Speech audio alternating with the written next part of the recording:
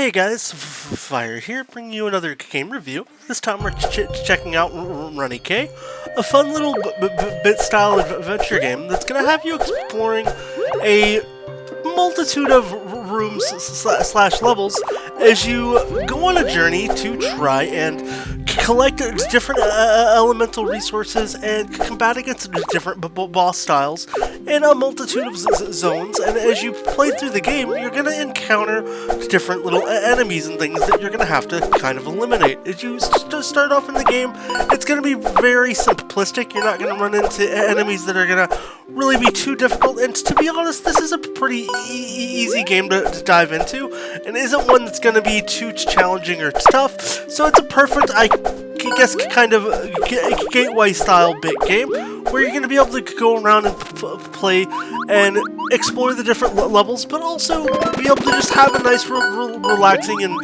kind of subtle, cozy experience, all at the same time.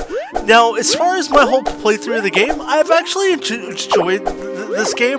You get a nice diversity in the enemies that you encounter, and all the levels, although kind of short, and I don't really want to even call them levels, they're kind of like rooms that you explore in the map, are easy for the most part to get through. There are some different bosses that you will progress throughout the game as you're playing, and the bosses do get a little challenging as you go, but as you explore things, level up, and gain other abilities, your encounters with those bosses will get a lot easier along the way, and also give you some kind of advantages while you're playing. From being able to walk on spikes and not take any damage, to just having enemies that are very subtle, so to speak, and aren't really going to pose like a serious threat against you while you're playing. Some of the most annoying animals and things that you encounter initially in the game are going to be the snakes that you should be seeing on the screen now, and from there all the way up to even like these little goblin guys that just kind of turn into a nuisance for you. But the whole game is, like I said, overall very easy, so you're not going to run into anything that's too overly difficult, but you're also not going to run into things that are necessarily the easiest to travel around. There is a kind of little map that you can explore, so you'll know what sections you've been to and what's the sections you haven't been to.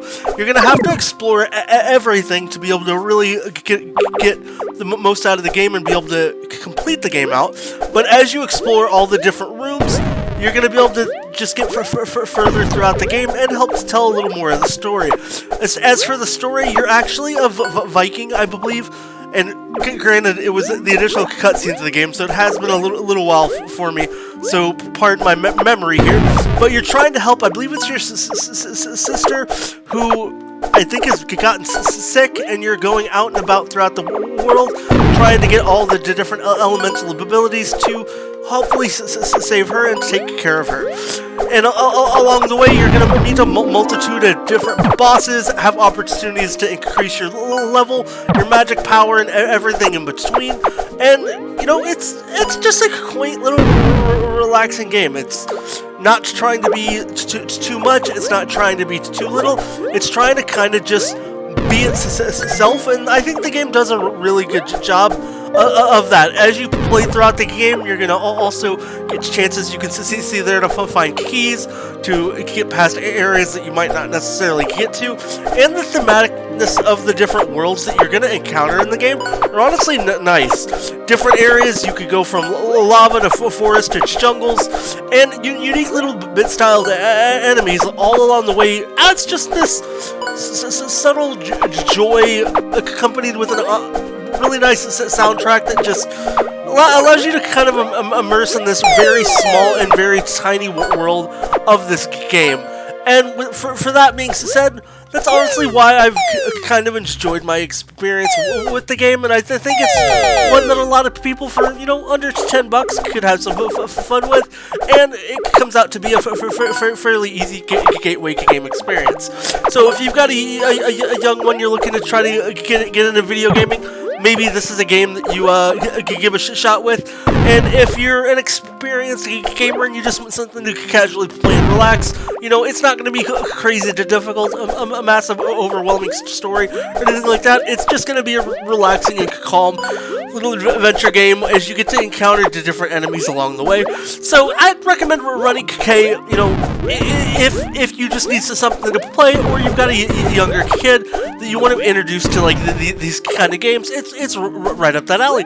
Outside of that, that's kind of my thoughts on the game. If you want to know more, please let me know down below in the comments. I'll be happy to answer any questions. And yeah, that's all I really got to say for RunnyK. I hope you enjoyed the video. If you did, let me know by hitting that thumbs up button down below on the video. And if you need something else to watch, I got plenty of other videos on the channel, including 2 on your screen now. I hope you'll consider checking one of them out. Until then, I'll see you next time.